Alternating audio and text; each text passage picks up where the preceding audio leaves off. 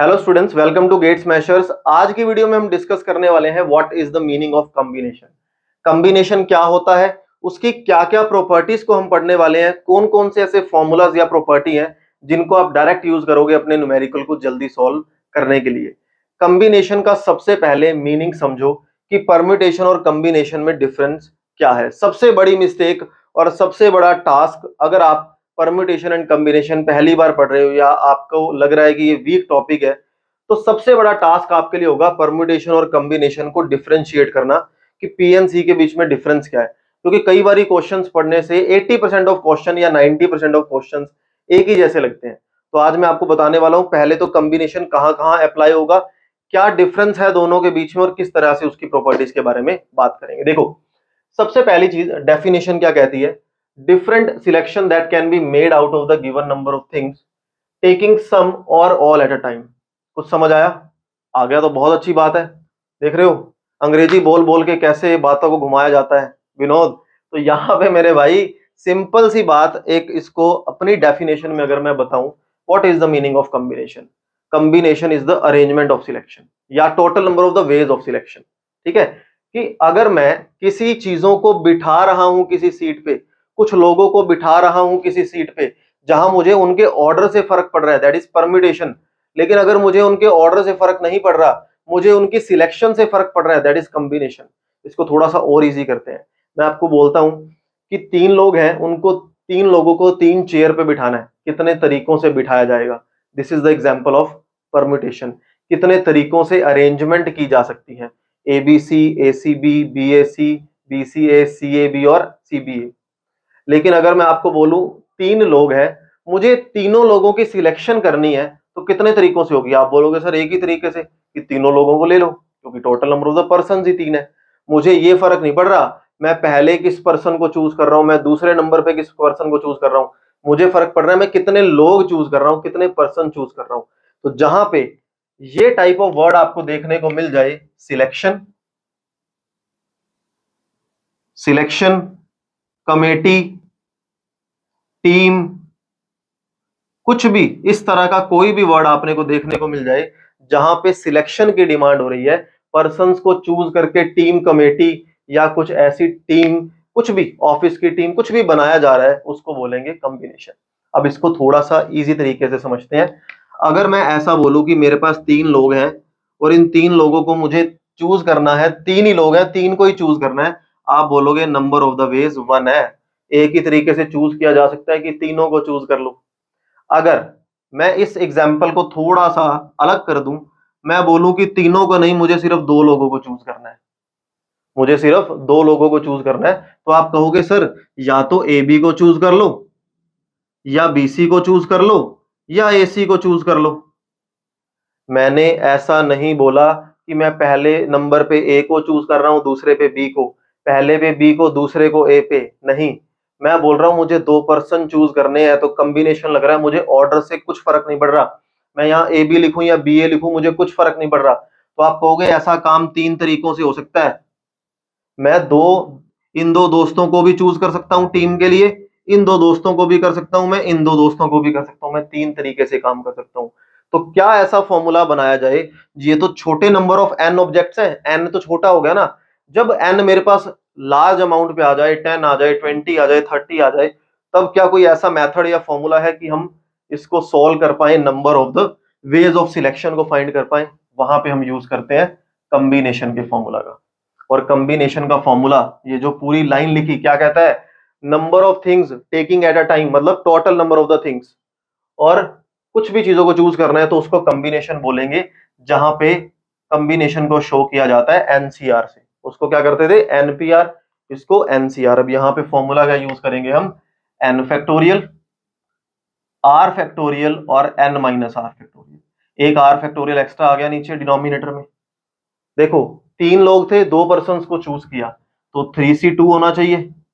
क्या हो जाएगा 3C2? 3 फैक्टोरियल बाय में 2 फैक्टोरियल, यानी कि r फैक्टोरियल, और 3 माइनस 2 1 फैक्टोरियल। तो आंसर कितना आ रहा है? सिर्फ और सिर्फ 3 आंसर ही तो आ रहा है, क्योंकि 3 to 1, 2 1 तो कट ही हो गया, तो 3 इज द करेक्ट आंसर। 3 ही तरीकों से तो सिलेक्शन की जा रही थी, तो इसको बोलते हैं कॉम्बिनेशन, यानी कि नंबर ऑफ द सिलेक्शन। तो सबसे पहले फर्स्ट डेफिनेशन हमने रीड आउट करी। तो सेकंड केस देखते हैं। कहता है combination of n things taken r eight a time, total number of the things n है, r चूज की जा रही है, when x particular things always occur। Question कहना चाहता है कि कुछ लोग हैं, फॉर एग्जाम्पल उनमें से मुझे कुछ लोगों को चूज करना है जहां पे कुछ लोग फिक्स हैं कि वो आएंगे ही आएंगे। अब सिंपल तरीके से देखो इसको, मैं कह रहा हूं कि मान लो मेरे पास 4 लोग हैं, ए बी सी और डी। मुझे इनमें से 3 की सिलेक्शन करनी है, और डी मेरा फेवरेट स्टूडेंट है, तो डी को तो मैंने फिक्स कर दिया कि डी आएगा ही आएगा, कंफर्म है कि आएगा ही आएगा। तो ये पार्शियलिटी हो रही है, इस पार्शियलिटी को बोला जाएगा n minus X C R minus X. That means, और इस फॉर्मूले को लर्न रखने की जरूरत नहीं है, देखो ध्यान से, देखो total number of the things कितनी है, n कितना है 4, कितनी चीजें फिक्स हैं 1, कितनी चीजें always occur C, R minus X, कितने लोग मुझे चूज करने हैं 3, एक्स कितना है 1, आंसर क्या आया 3c2, और 3c2 का मतलब क्या हो गया 3 factorial by 2 factorial 1 factorial that is equal to 3। कि 3 तरीकों से ऐसा हो सकता है। अब एक चीज देखो, अगर मैं इस फॉर्मूले को इग्नोर कर दूं तो बिल्कुल इग्नोर करके चलना है, एन एक्स आर, कितना कितना कुछ ध्यान रखोगे, ठीक है। अब इसको सिंपल तरीके से देखो, बिल्कुल प्यार से। मैं कहता हूं कि मेरे पास 4 लोग हैं, ए बी सी और डी। मेरे पास ये 4 लोग हैं, मेरा डी अगर फिक्स हो गया, मेरे पास सीटें कितनी थी 3, 3 मुझे सिलेक्शन करनी थी, तो मेरे एक सिलेक्शन की सीट तो फुल हो गई। अब मेरे पास तो 2 ही सीटें बची हैं जो मुझे सिलेक्शन करनी है 2 लोगों के लिए। Total number of the persons कितने पेंडिंग है 3, total number of the seats कितनी पेंडिंग है, जो सिलेक्शन पेंडिंग है 2, तो सीधा 3c2 आंसर आ जाएगा, 3 is the correct answer. Formula क्यों देखते हो, सेम कहानी है। कहता है अगर n थिंग्स हो रही हैं, r हो रही है, और x जो है वो कभी भी नहीं आएंगी, तो n minus X C R का यूज करोगे। सेम एग्जांपल उठाओ, मान लो a b c और d, वो कह रहा है नेवर अकर। अब हमें मान लो इन 4 में से 2 लोगों को चूज करना है, और ये बोलता है डी कभी भी नहीं आएगा, फिक्स है कि डी आएगा ही नहीं। तो आप एक काम करो, n जो मेरे पास 4 है, फिक्स 1 है, r कितना है, r यानी कि total number of the requirement 2 है, तो सीधा 3c2 आंसर लिख दो। सीधा 3c2 का मतलब क्या है 3 आंसर आ जाएगा। लेकिन इसके पीछे लॉजिक है, अगर डी मुझे चाहिए ही नहीं, तो इसको हटाओ। कितने पर्सन हैं 3, चाहिए कितने 2, तो सीधा 3c2। ये NCX के झमेले में पड़ना ही क्यों है भैया, ठीक है ना। तो आई होप आपको अच्छे से क्लियर हुआ। ये थे कॉम्बिनेशन के कुछ फॉर्मूलाज और सारे के सारे कॉन्सेप्ट्स। अब यहां पे हम यूज करेंगे कुछ प्रॉपर्टीज और कुछ ऐसे फॉर्मूलाज जो एज इट इज न्यूमेरिकल्स के अंदर आप लोग यूज करने वाले हो। वो कौन कौन सी प्रॉपर्टीज हैं, वो कौन कौन से फॉर्मूलाज हैं, उनके बारे में बात करते हैं। देखो सिर्फ और सिर्फ कॉम्बिनेशन के जो फॉर्मूलाज है ना, 3-4 ऐसे फॉर्मूलाज हैं जो न्यूमेरिकल में टाइम बचा देते हैं आपका, सिर्फ वो चीजें करने वाले हैं, विद प्रूफ करते हैं।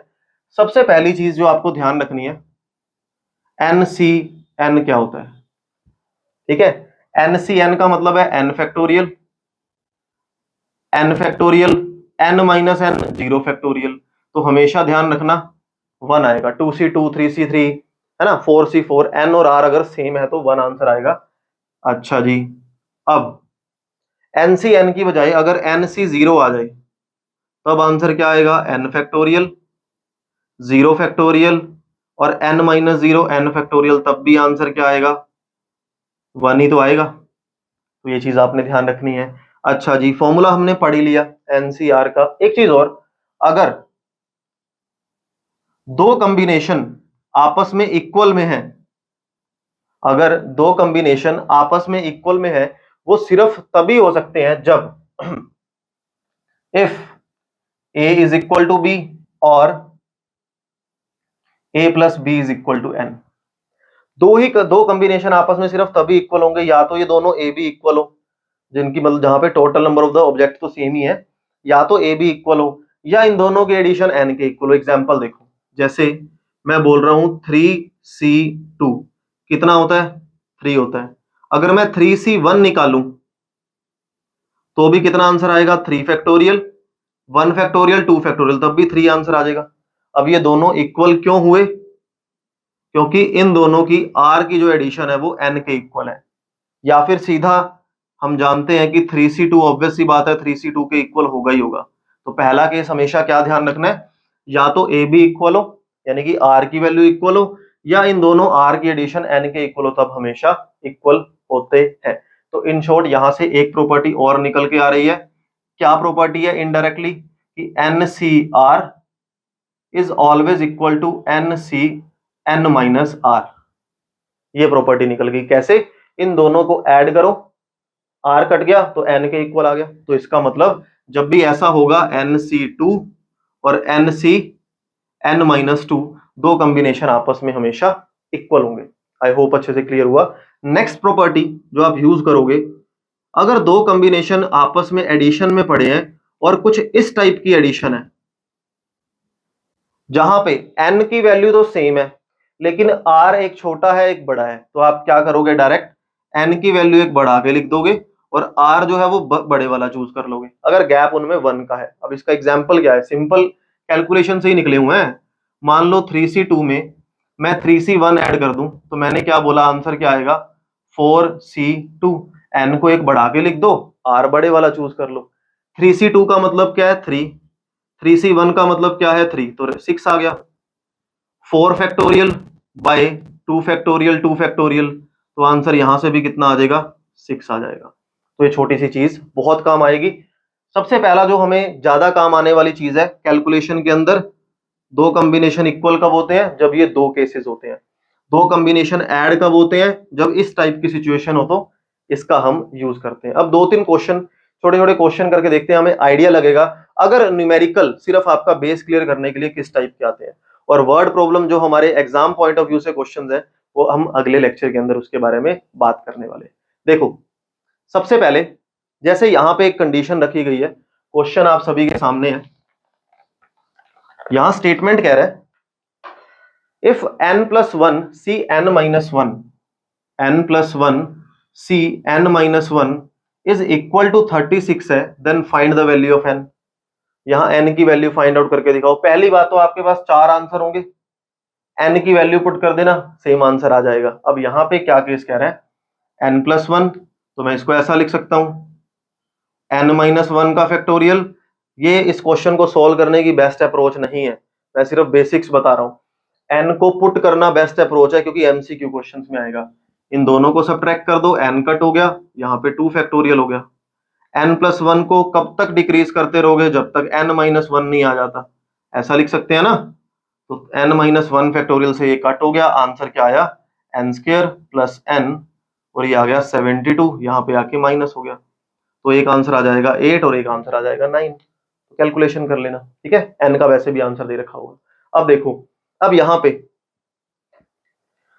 दूसरा जो हमारे पास क्वेश्चन निकल के आता है कॉम्बिनेशन का, तीन यहाँ पे मैंने छोटे छोटे क्वेश्चन चूज किए हैं सो दैट बेसिक थोड़ा बहुत क्लियर हो पाए। NC10 अगर NC12 के इक्वल है, NC10 अगर NC12 के इक्वल है, तो बताओ कि n की वैल्यू क्या है। मैंने अभी क्या बोला? जब दो कॉम्बिनेशन इक्वल होंगे या तो उन दोनों को इक्वल होना पड़ेगा जो कि नहीं है, या उन दोनों की एडिशन को n के इक्वल होना पड़ेगा, है ना। तो n की वैल्यू कितनी निकल आई? 22। आई होप अच्छे से क्लियर हुआ। नेक्स्ट क्वेश्चन देखो, कहता है NCR plus NCR-1 plus n+1 CR-1 is equal to 10C2 है, तो बताओ n और r की वैल्यू क्या है। सीधा फॉर्मूला का यूज करो, तीनों कॉम्बिनेशन सॉल्व करने की नीड नहीं है। इन दोनों में मुझे n सेम दिख रहा है, r में 1 का डिफरेंस दिख रहा है, तो n को मैंने बढ़ा दिया, r मैंने बड़े वाला चूज कर लिया। अब इन दोनों में देखो n सेम है और r में 1 का डिफरेंस है, तो n मैंने बढ़ा दिया और r मैंने बड़े वाली वैल्यू चूज कर ली। तो अगर ये 10C2 के इक्वल है तो r की वैल्यू 2 हो गई, n की वैल्यू 8 हो गई। आई होप आपको सब अच्छे से यहाँ पे क्लियर हुआ। आज हमने कॉम्बिनेशन के बारे में बात की, इससे नेक्स्ट लेक्चर के अंदर हम डिस्कस करने वाले हैं वर्ड प्रॉब्लम, या एग्जाम पॉइंट ऑफ व्यू से कॉम्बिनेशन के बहुत क्वेश्चन पूछे जाते हैं, जहां पे नंबर ऑफ द सिलेक्शन और कमेटी की बात करता है, बहुत ज्यादा क्वेश्चन पूछे जाते हैं। तो अगले लेसन के अंदर मिलते हैं, अगले लेक्चर के अंदर मिलते हैं with the same, with the different topic, with the fresh start. मिलते हैं अगली वीडियो के अंदर, सेम टाइम सेम जगह अगले दिन। Have a good day to all of you. Bye bye bye.